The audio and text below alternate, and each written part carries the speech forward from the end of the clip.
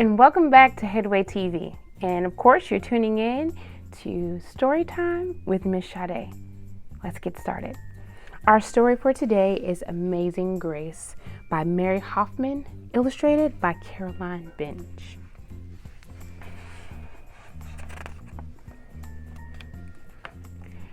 Grace was a girl who loved stories. She didn't mind if they were read to her or told to her or even made up in her own head. She didn't even care if they were books or movies or out of Nana's long memory. Grace just loved stories. After she had heard them, and sometimes while they were still going on, Grace would act them out, and she always gave herself the most exciting parts.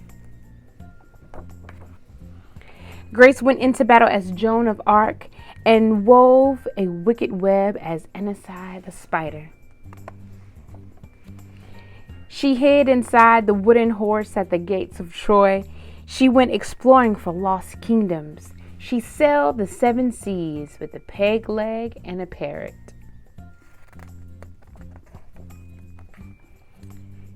She was Hiawatha sitting by the shining big sea water, and Mowgli in the backyard jungle. Most of all, Grace loved to act out adventure stories and fairy tales. When there was no one else around, Grace played all the parts herself. She set out to seek for fortune with no companion but her trusty cat, and found a city with streets paved with gold. Or she was Aladdin, rubbing his magic lamp to make the genie appear. Sometimes she could get Ma and Nana to join in when they weren't too busy. Then she was a Dr. Grace, and their lives were in her hands. One day, Grace's teacher said they would do the play Peter Pan. Grace knew who she wanted to be. When she raised her hand, Jaw said, "You can't be Peter. That's a boy's name." But Grace kept her hand up. "You can't be Peter Pan," whispered Natalie. "He isn't black." But Grace kept her hand up. "All right," said the teacher. "Lots of you want to be Peter Pan, so we'll have auditions next week to choose parts." She gave them words to learn. When Grace got home, she seemed sad. "What's the matter?" asked Ma. "Raj said I can't be Peter Pan because I'm a girl." "That just shows that Raj knows." "What Raj knows?" said Ma. "A girl can be Peter Pan if she wants to." Grace cheered up. Then later she remembered something else. "Natalie says I can't be Peter Pan because I'm black," she said. Ma looked angry, but before she could speak, Nana said, "It seems that Natalie is another one who don't know nothing." "You can be anything you want, Grace, if you put your mind to it." On Saturday, Nana told Grace they were going out.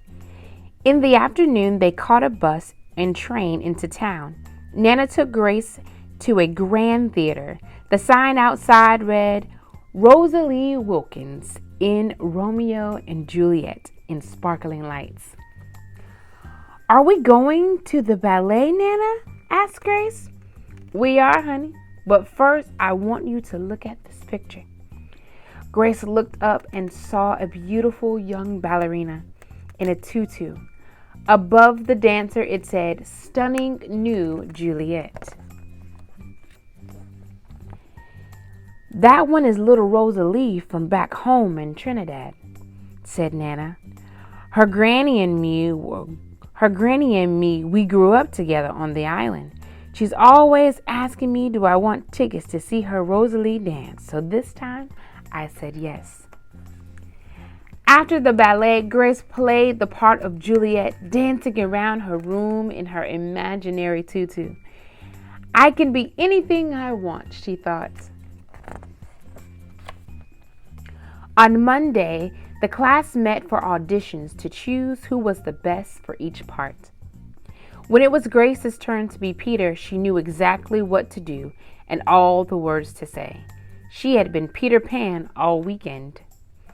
She took a deep breath and imagined herself flying. When it was time to vote, the class chose Raj to be Captain Hook and Natalie to be Wendy. There was no doubt who would be Peter Pan. Everyone voted for Grace. "You were fantastic," whispered Natalie.